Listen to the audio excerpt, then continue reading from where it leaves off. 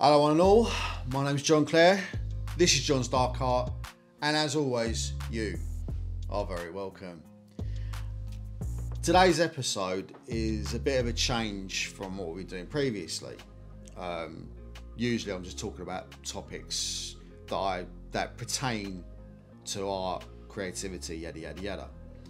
But today we thought it would be a good idea, rather than just talking about creativity in general and whatever else, maybe kind of use this as an opportunity to show you guys my creativity and what I do. You know, proof is in the pudding, so to speak.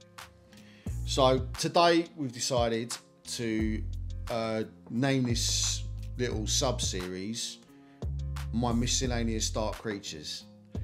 So because most of my stuff involves animals or animal skulls or whatever else. So yeah. So the first piece we're going to talk about, I'm going to hop into Procreate now, and this is a piece I like to call Totem. Now, what this basically pertains to, so you've got, obviously you've got the stag here, lion, wolf, sheep. The idea behind it, very loosely at least anyway, was the idea of totem poles. In a lot of like Native American culture, you might see like these totem poles and have various different animals, and these animals represent different things. And in a lot of my work, they do represent something. Like the lion represents pride, the wolf represents like the lone wolf, the sheep represents the outsider, the black sheep, so to speak. The stag usually has some sort of like regal meaning. The symbolism, the stag and the lion represent pride, regality, confidence, and in the contrast to that, you got the wolf and the black sheep, which is, you know, as gregarious as a character as I am personally, and I mean, I'm a very loud, very kind of confident individual. By the same token, you know, I do suffer with self-doubt. There are times when I question myself. There are times when I feel like I'm alone, or, you know, I've had periods in my life where things haven't gone so great. I'm 42, so the slings and arrows of outrageous fortune, the peaks and troughs you go through throughout your life. So yeah, I mean, that's kind of a little bit about the symbolism behind it. So what we're going to do now is we're going to jump into one of my favourite features of Procreate, actually, and it's something I definitely exploit when it comes to sharing my work on social media, on Instagram or TikTok or whatever, and that is the time-lapse replays. Alright, so what we're going to do now, I'm going to hop into time-lapse replay now. There we are. And it should start. So what I'm doing at the moment here is I'm kind of like taking my time. I'm just basically sketching out roughly where I want all these pieces. Initially I was going to put a raven in there as well, which I later kind of decided not to use. Initially what I'm doing here is I'm just basically like roughing everything out. You know, so everything's very sketchy. You know, not sketches and dodgy, sketches and just kind of like getting the outlines out. So, and what also I do, I mean, it's something also, I mean, if I just hop back in here again, you won't see it so much with that one because this is the finished piece. But if I go back into work in progress here, a separate little subdivision that I have within my folders, right? This is one where I've kept all the layers. So you'll see that, you know, each drawing has its own individual layer. The reason why I do that is so I can compose my work. So as you can see, if we hop back across now, so we're going to do that, hop across, go back into finished work, go back into Totem. So yeah, the initial intention is to kind of compose my work. I use the layers in order to, so I draw each drawing on each unique layer, and then afterwards what I'll do is I'll use the sketches that you see. There we are. So each of these drawings is on its own individual layer. So I'm sketching it out roughly at the moment, and just kind of like trying to, yeah, just basically like use rough lines, keep things very kind of vague. So once I've got the rough outlines done, then I can start on the composition. See, if you notice also, that's not the RAM that I used. I wasn't happy with that one. I thought it would be better to have something a bit more face on, so I ended up getting rid of it, which you'll see now in a minute when I'm still kind of schizophrenic at the moment. Everything's moving around. So yeah, so you notice that I've redrawn the RAM, and that's so I can get a better symmetry. And right now is the refining process. Now is very much like what I'm doing here is I'm, you know, drawing out all the detail, you know, refining the lines, and refining the drawing in general. And then I'll start building up on the time, because like my shading style is very sketchy, very scribbly almost, especially when I'm drawing fur. I mean, I've been asked that question a few times, like, how do you draw your fur the way you do? Lots of scribbling, lots and lots of scribbling. So yeah, building up time, building up time, building up time. That's basically what we're doing here, you know. And also, like, the one thing I love about Procreate as well, because you can also erase in the same brush that you're using to draw, it's a great way for me to build up tone. So I can build up dark, and if I want to bring it back down again, I can just switch to the same brush in the eraser tool and then erase and bring it back and bring up highlights, or tone down something that's a bit too dark. But as you can see, it's a very much an ongoing process. It's not something, you know, this drawing itself took about 60 hours to do. This is a great thing. Let me just hop out again. All right, done. Another great thing about Procreate is if you go into Canvas and you come down here to Canvas information. There we go. So if you go down to statistics, it shows total strokes made. I don't know if you can see that. 22,982. Tracked time 60 hours and 30 minutes. So this was quite a long, very involved drawing. Some drawings take less time, some drawings take more time. It just depends on the subject, really. So let's hop back into time-lapse replay. So at this stage, yeah, so that was it, right?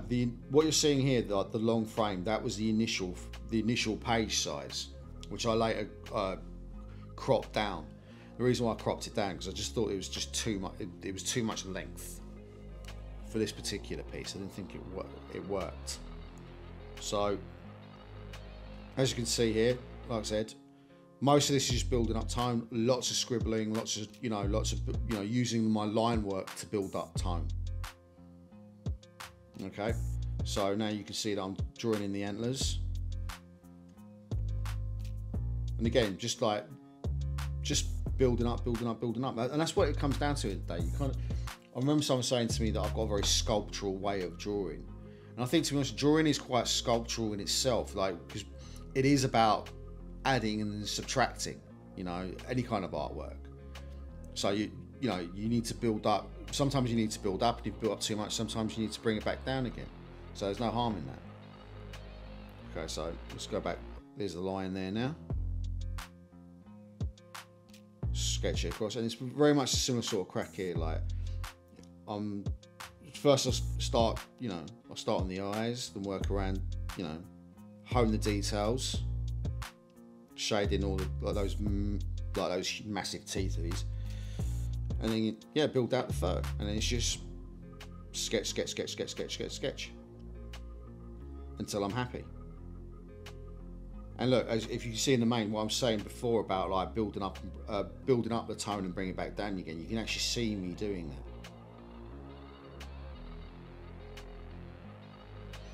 So now we're onto the wolf. Similar sort of stuff here. We might have to come in a little bit more pixelated here because we're zooming in quite a lot. But again, very similar process. Just sketch. Oh, where have you gone? Come here.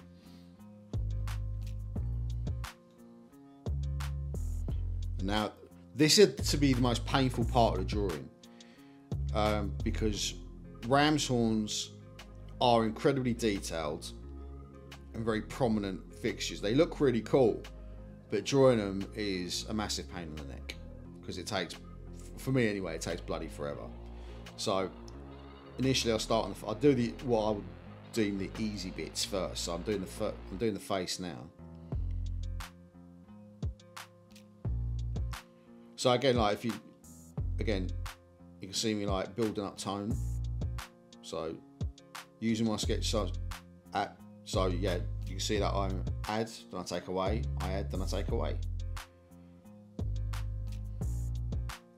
And then now what I'm doing is I'm kind of like breaking down the ramps on, so it's for me it's a bit easier to kind of like do it piece by piece. Like start by adding a bit of shading, and then we start going into like the little details, all these painful little bits. Now, when I was drawing it, it wasn't necessarily this pixelated. It's just pixelated because it's just replaying the video. But you can see like all those little details, these painstaking little details.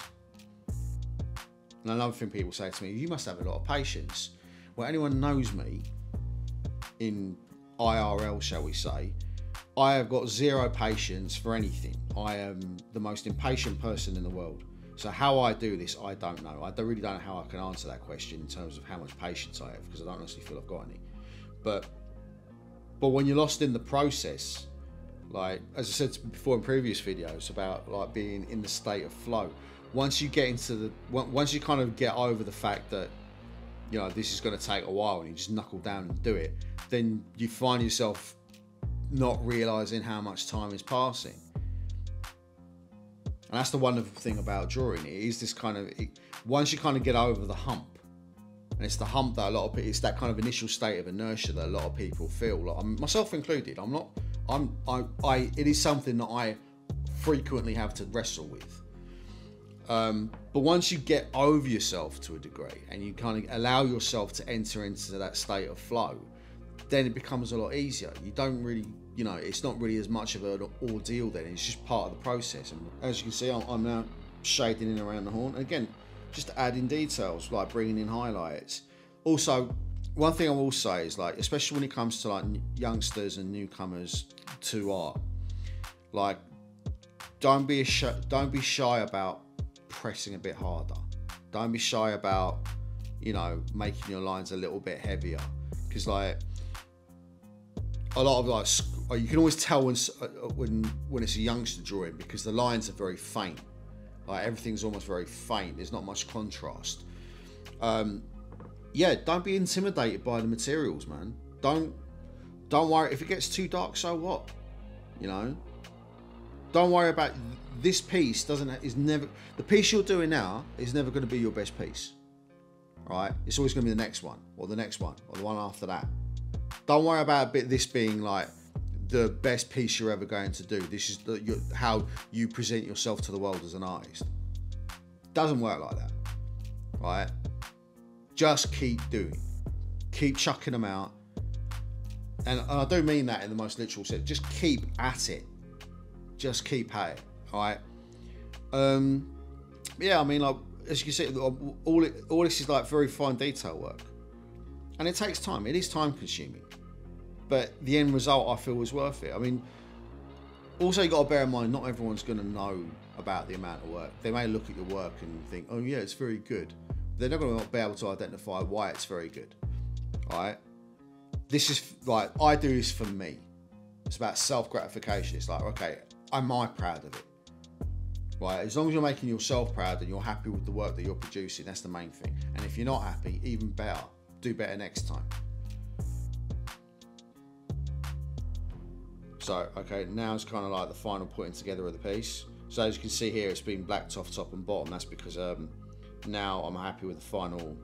So what I'm doing here is, I don't know if you can see that. One second, let me just bring this back a little bit if I can. Now what I'm doing here is, like, again, I'm still operating on individual layers for each of these drawings. I'm not going to, later on I'll merge them down to make one whole drawing, but right now what I'm doing is, I know it's probably like a much cleverer, much more simple way of doing it, but what I'm doing here literally is taking out the parts of the drawing I don't want, so where they overlap. So I'm literally just getting my eraser tool.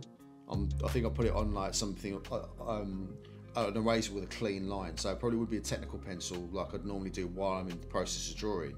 But if I'm doing cleaning up, it would probably like a technical pen tool or like one of the inking tools, because they tend to have cleaner lines.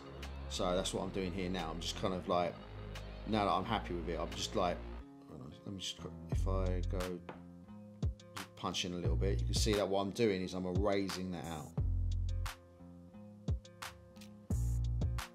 I'm doing the same here. So taking out all the bits, and yeah, that's it done. So what Timelapse, what Procreate has done here is it's created a 13-minute and 42-second time lapse out of a 60-hour drawing, which I think is a bloody amazing feature, to be quite frank. And when it comes to like sharing your work as well, I mean, I mean, for me, I think it's a great way of sharing your work, especially on things like Instagram and TikTok, because what this enables you to do is it shows people your process. It's not just about the end work. You know, some artists tend to be quite, they tend to try and cloud their process in mystery, and fair enough. If that's what they want to do, if they don't want other people copying their style or whatever, I appreciate that. You know, because it takes time to develop your style. It takes time to develop your process. But for me, I don't really see that as an issue. I think it should be encouraged that artists, you know, open up and say, look, this is how I do it, because it's not about other artists copying the process. It's about younger artists being inspired by what you do. So, and this is the kind of the aim of John's Dark Eyes. I would like to be able to encourage and, yeah, encourage you, the viewer, whatever age you are, whether you're 14, 40, doesn't matter to me. If what I'm doing encourages you to feel that, okay, I can do that, then you should do everything you can do to do that. Why not? And if me showing how I do it enables you to go out there and create more pieces and, you know, and put something out into the world yourself, I think that's fantastic. So anyway, the piece itself is called Totem. We shoot these in my friend's house, and he, luckily enough, he actually has a print of it. So we're going to show you that now. Thank you very much. That's it there. Bit spur of the moment, I know, but that's the finished piece there, which I'm, you know, I think looks quite good when it's printed out, if I don't mind myself saying. And as I said to you before, the piece is called Totem. It's basically about, you know, like I said, it took its inspiration from not just totem poles as well. Don't get me wrong, I've seen very similar styles of artwork done on your Pinterest and your Instagrams, and I'd be lying if I didn't say there was a degree of inspiration that came from that for this piece. But at the same time, I put my own twist on it, I hope. And you'll notice that as this series goes on and we highlight other individual pieces that I've done, that you'll notice there's like certain animals that I've picked, and the reason why I picked these animals is for their symbolism. It's not because lions look cool, right? Yes, they do look cool, but at the same time, like throughout history, there's always been a degree of symbolism behind them, like, you know, pride, regality. The same with the deer. I mean, like the deer in the UK, they, well, according to law, they belong to the king and or queen of England. So you need permission from the crown to hunt the deers. All right, so they've always, with stags especially, because of the, you know, very prominent antlers, they look cool. But there's always been a symbolic sense of regency, regality, royalty. With the wolf has many different meanings, but there's always been like, especially with the lone wolf. Also, you can also lean that into black dog, depression. You always walk, the constant companion, the black sheep, the outsider. You know, and I felt like that for quite a lot of my life. You know, feeling like an outsider, whether it's within your own family or your own peer group or your community or whatever. I've never entirely felt that I was part of a community. And yeah, that could be a bad thing. There is a degree of isolation behind that, but also it can be a liberating thing because it enables you to do what you want to do. You know, you don't find yourself having to in some way align yourself with any one particular group, like, you know, pride before the fall, so to speak. But I don't think that pride in of itself is a bad thing, because you have to have an amount of pride to be an artist. You have to be quite thick-skinned. because like if you're not because what you're doing is when you're demonstrating your work to the world, you know, you have to be quite thick-skinned, because people are going to turn around to it and say, you know, they're going to make some pretty disparaging remarks. I've had my work up in galleries and heard people like absolutely coat my work. Whether they're right in what they're saying or not is irrelevant. It's pretty hard to listen to, but you have to be thick-skinned, because people are going to have those kind of opinions, especially if they think that you're not listening. So yeah, but you have to have a sense of pride. And also, if you're a creative person, you have to be willing to kind of follow your own path. You have to be willing to kind of have the self-confidence to not necessarily listen to what other people's or what other people may advise you to do, because that advice, however well-meaning, may not be right for you. So yeah, for me anyway, there's a lot behind it. But the thing is, when it comes down to it, once I show you this work, you're going to extrapolate your own meaning. You may not see meaning in it at all. That's also cool. If you don't like it, that's fair enough. Doesn't meet your tastes. Art is subjective at the end of the day. But if this in any way helps you, the viewer, go out and create and do your own work, if you're inspired by my work and you think, right, okay, that is something that I would like to do myself, then please do. But yeah, we'll leave it there for now. Hopefully this has inspired you to create art, put it out in the world, and share it with us in whatever way you see fit. Anyway, my name's been John Clare. This has been John's Dark Art. And as always, you have been very welcome. Till next time.